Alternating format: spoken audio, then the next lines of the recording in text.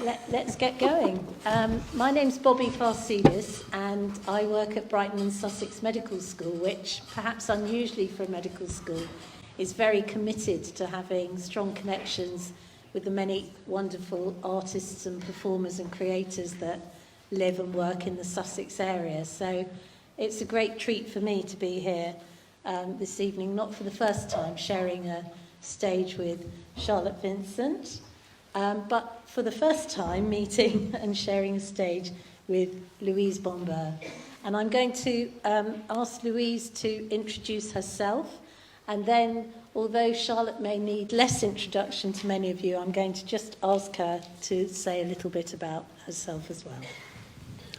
Hello, I'm Louise Michelle Bomber, and some people might call me a little bit of a relational activist, because I'm passionate about this tribe of children, young people who've experienced trauma and loss, and wanting to be an advocate for them on their behalf.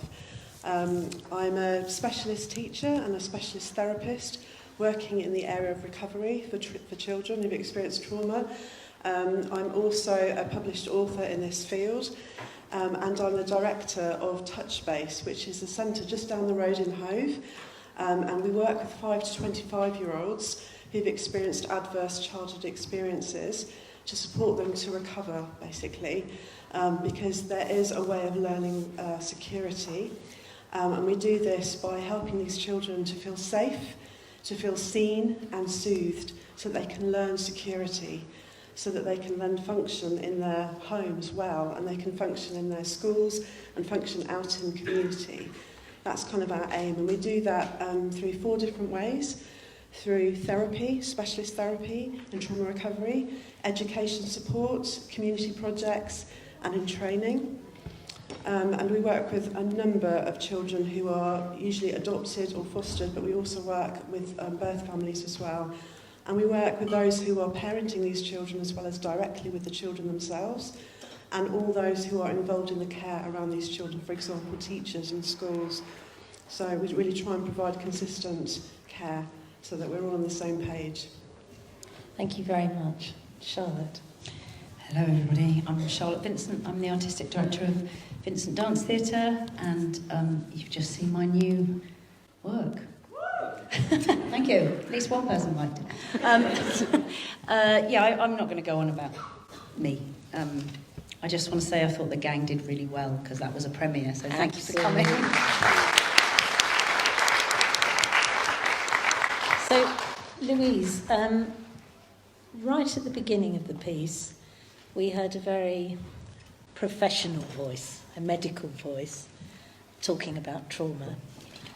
And that word kept coming up, and it was clearly there throughout the piece. And we also ended on the note of returning to this idea of trying to understand trauma. I realise we've got to keep it brief, but what would you tell us to help us try and understand this concept of trauma? Well, I think what we just saw there was all about developmental trauma. And developmental trauma is a term used to help us to understand those children who've had very early experiences of repeated early relational traumas and losses that have impacted their bodies and their minds. And they've usually been with their significant others and very early on in life. And we now know that the earlier the trauma, the disruption, the more extensive the consequences. A lot of people didn't realise that a long time ago. And yes, these children can remember so much more than I think we kind of realised. The body holds the score, so they remember in a sensory format as well as in a cognitive format. So a smell, an atmosphere, a sound can trigger off all different kinds of memories. And we now know that developmental trauma impacts 3 significant areas: psychological development, regulation, and also executive function, so kind of your thinking part of your brain in terms of logic, cause and effect. And we saw really well in that piece how you can get really confused with where you are in time and space.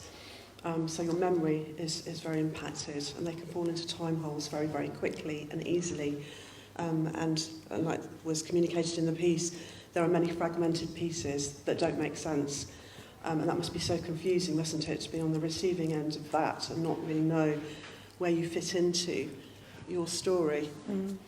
I thought one of the most affecting pieces of speech in the piece was to hear a child say that there might be a point at which their own story was not age appropriate for them. So this idea that as a very young child they experience something that they will need to be told about. You have to wait because it's so difficult, so traumatic, that even the child that experienced it can't hear it.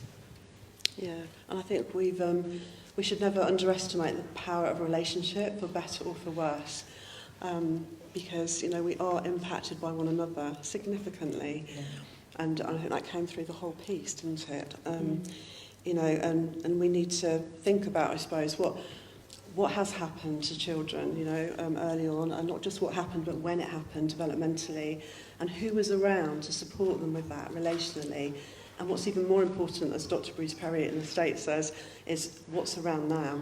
What kind of relational buffering is there now in order to help them to move into recovery. So Charlotte, I had the pleasure of being involved in a previous project that you were part of that also looked at trauma, but very much the trauma of mothers who became separated from their children. And it was almost as if this piece started where that one finished. Was that conscious? Did you feel you needed to tell a further story having finished that piece? Yeah, Bobby's referring to a piece that I made, and I'm happy to say there's a member of the cast in the audience as we speak, called The Art of Attachment in 2018. And this was working with Oasis Project in Brighton, which is a substance misuse recovery organisation. And I was lucky enough to work with 4 women over 9 months, having worked with 16 and then 2 and then 20 and all the rest of it, and some of their own children, but also some other children who were in the creche at Oasis. And the women that I worked with were in recovery, and we made a piece of work together. And yes, this is a direct follow-on from that, really. And the tabletop scene at the front, which looks a bit like a courtroom, is a direct reference to the piece that I made with those 4 women. And Rob, who's in this piece, the tall guy, he was in that piece as well. So he and I sort of carried the threads through from that work into this one. And I suppose this one was an attempt to, and I'm not sure I managed this actually, but to sort of tell from the child's perspective a little bit more, or from the carers of those children who are not the birth mothers. So Art of Attachment was more about the birth mothers, and some of the women in the cast who had chosen not to have children, actually, I should say that as well, because not all the women in that piece were mothers. Something about the female experience as an adult, and then this piece, I suppose, is more looking at what happens to the children and that sense of confusion and intervention, and that sense that they have a lot of adults in their lives, but they're not necessarily the right ones, or people are passing through all the time. And we talked a lot about trauma, didn't we, in that project? And yeah, I seem to be stuck in the world of trauma for the last 3 years, which is why this is probably not a super happy piece. I think once you understand the relational impact of trauma, and our society is layered through, every strata has trauma in it. It's whether we acknowledge it and work with it, I think, as adults. For our children, and I mean not only our own children, but for children and young people generally. I suppose it's trying to unpack that a bit. I'm wanting to just put on stage some images to hopefully make you think about how we as a society sort of reflect or don't reflect on the care of children as well, and parenting in its widest sense, I suppose. I think you put amazing images in front of us. And also very powerful music and incredibly powerful words. How did you and your team, everybody involved, how did you bring all those things together in such a powerful way? I suppose it's worth saying something about the research process. So the end of The Art of Attachment became the beginning of the thinking, I suppose, for this piece of work. And so I sort of, as the director, conceive the work, and I design the work as well, so I usually have a sense of what it might look like. and ran some workshops with the children in care councils across Sussex and some of the people that were involved in art of attachment. I re-interviewed them. I also worked with adopted children and with kids who are in a care home in Sussex, and their voices are in there. So I suppose I was looking to represent the range of kids who have maybe been temporarily removed from their birth families and maybe gone back, children who are in foster care, children who are in long-term foster care, which is almost like being adopted but not, and then adoptive parents and children as well. So I ran some workshops, and I think I say in the programme, then sort of identified through those workshops which adults and children to go and record conversations with. And the voices that you heard in here are the direct results of those conversations that I conducted. And then I worked with the amazing lighting designer Nigel Edwards, who's just about to go back to London. Thank you, Nigel. And with Jules Maxwell, who is a composer, and he and I kind of bounce ideas off of each other and try to embed the voices into a musicality. And I suppose the Moonlight Sonata came through as a bit of a kind of archetypal lullaby type music that you might put on. So we sort of worked around that. And I asked Kai, who's the young man in the show, what his favourite music at the moment is, and he said Lewis Capaldi's Someone You Love. So we kind of borrowed, shall we say, the refrain from that and put it on little mini organs, and Jules kind of jammed around that. So I was trying to get their taste in music as well in there. And so, interestingly for me, I edited the voices down from hours of interviews and recorded conversations, and there's still loads more I want to put in, and I almost feel like there's too many in there already, but I'd be really interested to hear what your experience of having those real-life voices within fiction, within a metaphorical space, what that was like for you, actually. I think maybe we could come back to that. Yeah, but I think it's worth saying that the sociologist Art Frank, who I think is one of the people who's done the most for making us think about how we listen to stories and how we allow stories to develop, tells us that the voices we need to hear at a particular time will emerge. Yes. And you made choices. Yeah, and I was editing last night. So, I mean, it was that close to the bone with this one, in that until you sort of run the physical and the visual, you're not quite sure what you need from the outside world to place within the work. So that's been a really interesting sort of compositional process for me to work out how many is too many, who am I failing to represent, who am I representing and why, in terms of the real voices that are in the work. Okay. Charlotte's just referred to the work as both fictional and metaphorical, but I wonder if you would say a bit about how it felt for you as someone who's so professionally immersed in this world. Did it speak to the truth for you? Definitely. That really represented the voice of the child.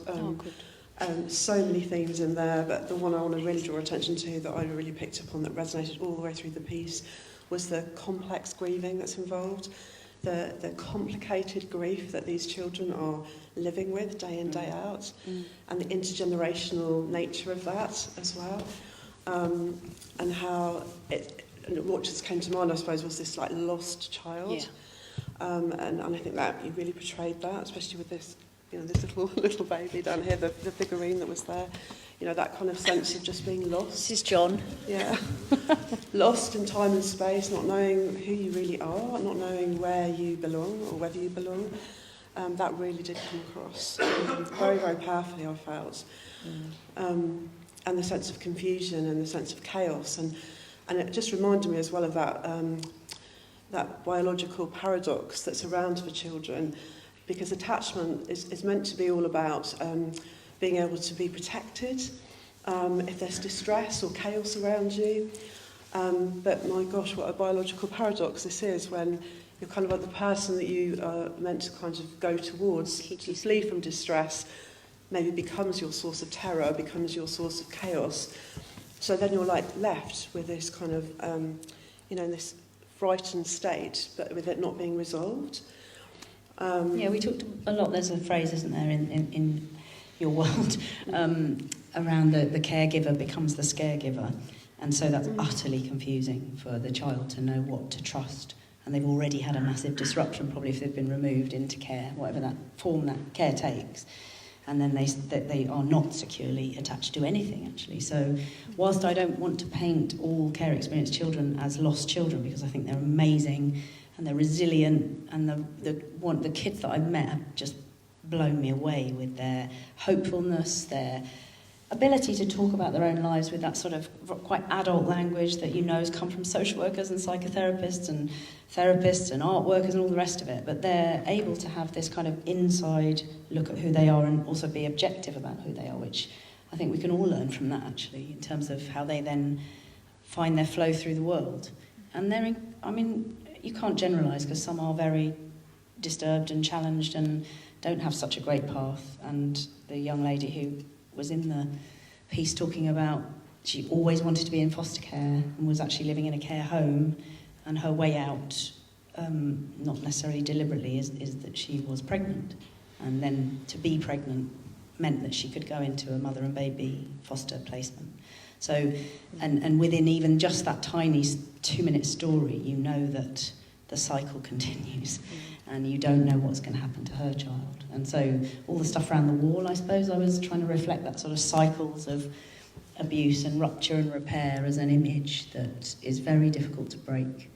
And another striking thing that I only kind of came across when I was listening to someone's recorded conversation the other day about how the relationship between a child whose birth mother is the caregiver, let's say, how that is then replicated in their relationship with either a foster carer or an adoptive parent or any kind of carer. And that's so striking that it's that hard to break that cycle. Because it's unresolved trauma, isn't it? Exactly. They haven't been able to make sense of it, and so it remains unresolved, and they're trying to work it out in the different relationships that they find themselves in. But just going back to your point as well about the strength and the resilience that's in a lot of the young people, I'm bowled over by the children that come to see us, who, the heroic defences that they have used in order to be able to survive. Some of them deserve a medal for having made it this far. When you read back their stories, the jagged pieces that we don't know all of it, but we know parts, you just think, how have they made it this far, And some of them end up doing all kinds of amazing creative things as a result of what they've been through. Not that we want to wish suffering on anyone, but some really beautiful things can come out of that, can't they? I'm very conscious that questions are probably piling up in the auditorium, and maybe some of the things that the two of you would like to say will come out through those questions. So would anybody like to start by asking a question or making a comment or observation? I always like to ask an audience what, if anything, had meaning for you in what you just saw, or did anything have meaning for you? Could we have some images or some thoughts that resonated?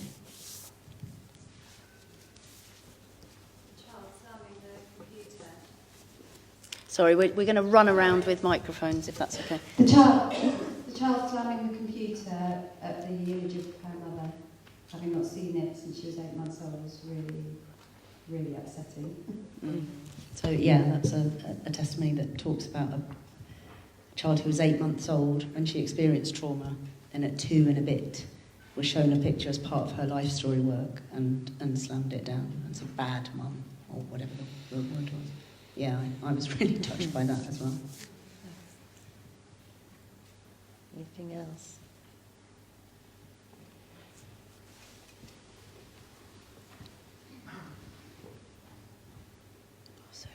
Hi, I'm a nurse for children and young people in care, and done that for quite a long period of time. And we often go through the stories and backgrounds of children and young people that come into care when as part of their health assessments and things. And I think what really struck me about that performance was the section where everything started. They started with a party sort of evening and drinking, and it was lots of excitement, and gradually it just went down and down and down. And I think that really struck a chord with me, because we hear these stories, but it really kind of made me think about what the reality is for a lot of children and young people that have come into care with that kind of background of trauma. So, yeah, thank you. Very welcome, and possibly the longest scene I've ever made in the history of 30 years of making choreography, but I just wanted to push the image, like I say, to just keep pushing it, because those are the stories that I've read too, and those are the stories that the foster carers and the adoptive mothers and fathers who have read the child protection reports talk to me about, in terms of, I don't know if people know who don't rub up against the care system, but obviously you're taken into care as a child if you are either emotionally, sexually or physically abused or neglected. Those are the reasons generally, aren't they?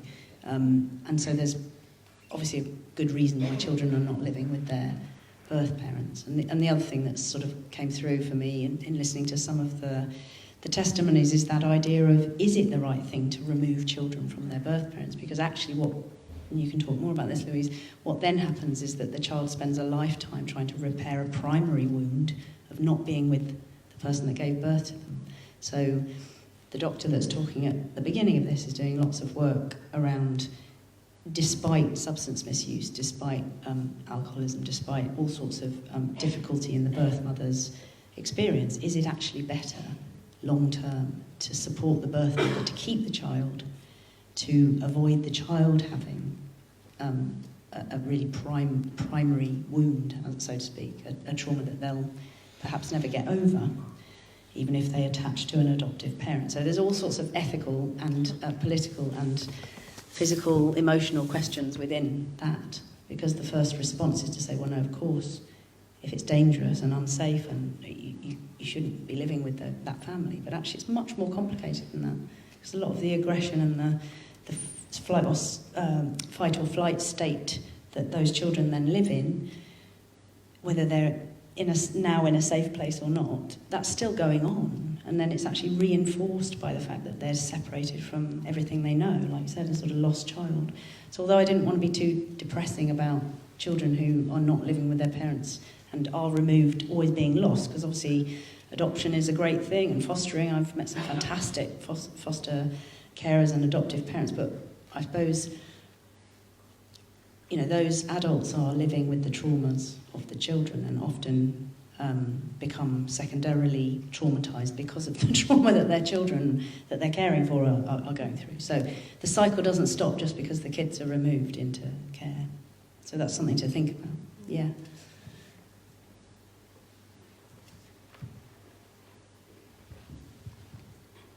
Thank you. I'm a kinship carer. An extraordinary piece tonight, profoundly affecting. And I have an observation. As a kinship carer, one of the things I have been investing quite a lot of energy in is promoting belonging. Not just family belonging, but wider community belonging. One of the voices tonight struck me with an expression of not wanting to belong, because he already belonged elsewhere. I have nothing particularly insightful to say about that, other than it really made me think about belonging.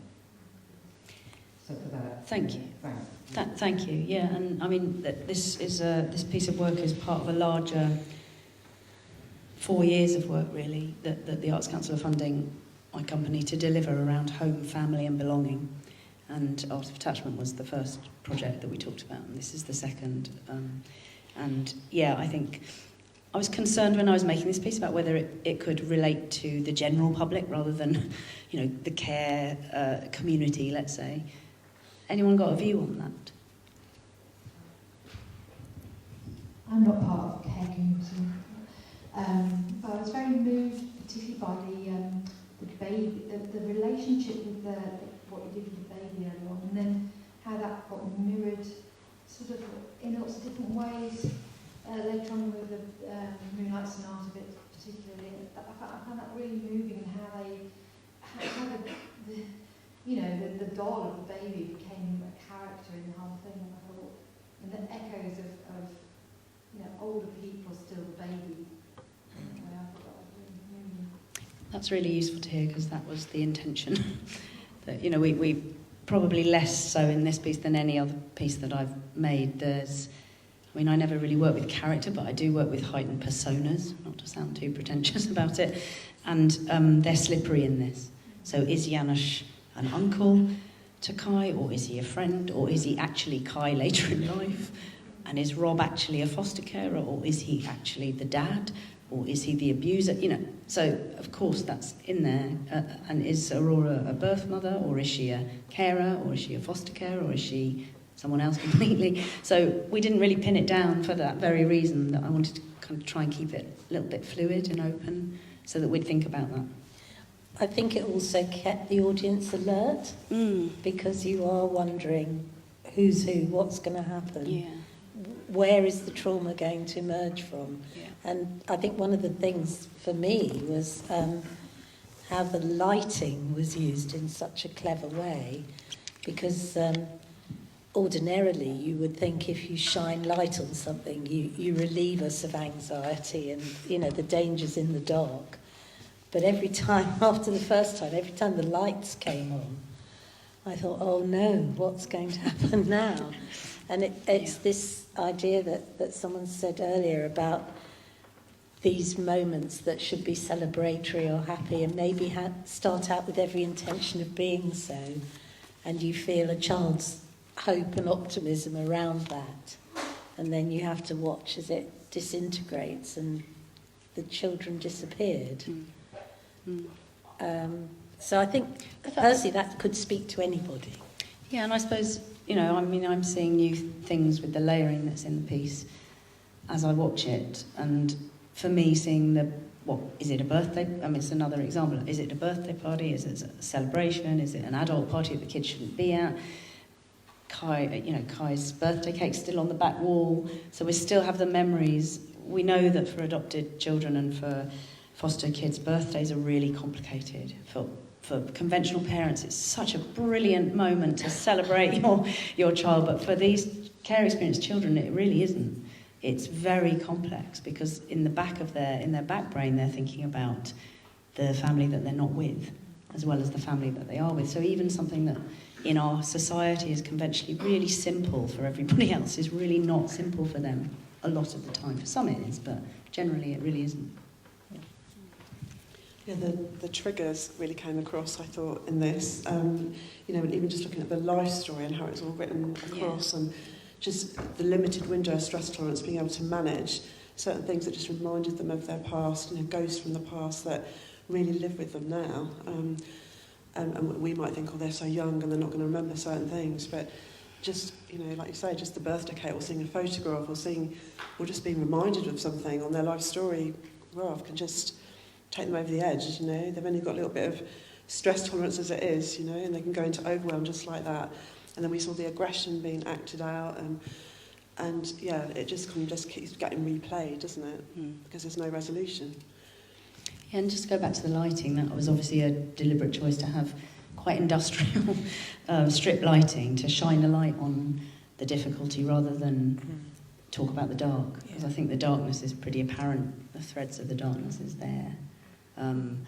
And yeah, we're still playing with that a bit, but I think it does the job. I think it works. That's great to hear. Hi, yeah, I just want to say, absolutely fantastic piece. Hello. Sorry? I'm just saying hello. Oh, hello. Yeah, really haunting. That's going to stick with me for a long time to come. A particular question I've got is the challenge of working with adults and children, quite a challenging subject area. How do you handle that in rehearsal, and presumably themes that come out in the conversations that you're having? I see we've moved on to questions. How do I handle that? So to make this piece of work, I work 3 days a week with the adults and 2 days a week with the children, and the atmosphere changes quite a lot. And that was a deliberate separation from a safeguarding and a child protection point of view but also because the adults have to sort some technical stuff out that the children would find very boring. But towards the end of the process, it was quite interesting because we were imagining the children here as we were trying to find the structure of the work, which was a bit of a challenge. But to be honest, I didn't... the children know what the piece is about, but I kept it quite light for them, if I'm honest.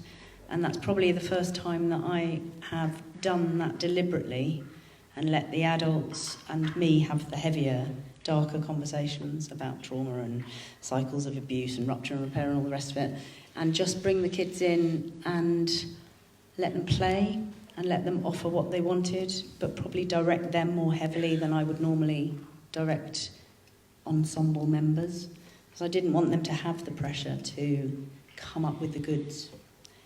And it's really interesting because Tia, who's only just turned 11, she's amazing, she just came, I said, oh, well done, after, that's the first time they've done it in front of anybody apart from me sort of jabbering on at them. And I said, how was it for you? And she said, it was fun! You could see it on and actually, yeah, so that's, for me, that's like job done. She doesn't need to carry this for us. I'm an adult, I can carry the difficulty for her, and we as adult performers can do that. And for her, she knows that there is depth to it, but I don't want her to have to carry that. And the same with Kai. And actually that happened in a piece called Virgin Territory that I made with 4 young people about 4 years ago. There was quite a disturbing duet that Janusz did with a young girl who was 12 called Alicia in that, to which everybody in the audience wanted to come up and stop him from hurting her, not that he was hurting her. And she used to come off every night going, oh, I love that. It was like getting twirled around by Janusz in a big pink dress. So, their experience is not as you imagine it might be, is what I'm trying to say. And that's worth saying that out loud, that we really protect kids. And there's a reason, obviously, that they are taken off stage for the darker moments. So they haven't actually seen the descent into coke snorting hell scene, for example. I don't really want them to see it. We're probably coming to the end of our time. Is there anyone with a burning questions? Yes, over here, and where? Hello. Wonderful piece, really beautiful and very, very moving. I worked for a number of years with children and families around this issue, and what really struck me was the use of the slow mo, and I felt it represented, having sat with families in many, many case conferences and worked with families in all different settings, in an effort to keep babies with their mothers and with families. That use of the slow-mo just seemed to sum up how everything goes into a kind of shrunk space when surrounded by a room full of professionals under harsh lighting, all talking about your life and having a piece of your life, and then taking it away to write it up in notes, to send emails back and forth, to be decided upon in a room somewhere that's separate from you. It just felt like your piece got that completely. And what I was thinking while I was watching it was, will young people who've been through the care system or in the care system get to see this piece in some form? Because what they can do is request their notes and see what other people have written about their lives and what their opinions were. But this piece seems to strike sort of deep into the heart of what it feels like to be in this sort of madness and in and out of it with your broken story and bits of people going off, with your broken story. So will young people get an opportunity to see this piece, and is that something that could work? I would love young people to see this piece, and when I'm making a piece of work, I'm never sure what age group it's for, and we as a company want to protect children, and so I've labelled this a 14 plus, and I'm not sure it needs to be that, is the first question. Although I think there's certain things in it that, as I said, I don't want the two that are in it that are 11 and 13 to see, that's one thing to say. Yes, I'd love I would love to take this piece of work either in its live form or its film form, because this will become a film installation, and there'll be a live capture, which we were filming tonight, as you might have gathered. So this piece will be captured, and as a company we do take our work into socially engaged spaces and schools and colleges and universities, and I needed to make it to answer that question. And now, with the feedback that you're giving me, it's very clear that maybe, yes, we should use it in that context, because I want to take it back to the people that made it as well. And that's something that I've always tried to do since I started in 1994. I did a similar process with prisoners 30 years ago, where we took their stories and then we taught. So there's something about not just taking the stories and delivering it in nice theatres, but using those voices and creating something dark and tricky and beautiful, and then offering it back and then completing the loop. I really don't want to be a vulture of those stories. I want to take them back to the people that helped me make the work. So yes, the context, I think, needs to be discussed now that I know what this thing is. Yeah. One more. Thank you. It's a brilliant piece. And I just wanted to say how educative it is. And I really hope it does get out there more than just interviews, and because I think it's got a story to tell. And I hope for young people who are watching it, who may not have realised quite, how deep it is, that there will be support for them, and on the programme or somewhere, because I think that's another step of education. Yeah, I mean, thanks for that.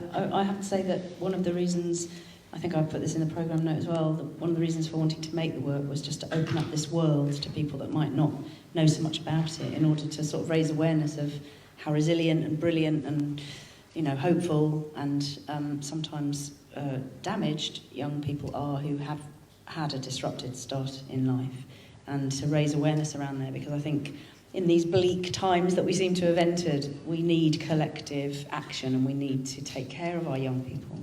And we're making this piece in a political era where funding for youth services has really been cut, and a lot of domestic violence refugees have been cut, and all the things that I care about as a human being are being hammered. And I think, without getting on my soapbox, there's also something about we need to care for each other, and we need to open up the dialogue around care. And to do that, we need to understand when care goes wrong and what we can collectively do to maybe mend it a bit.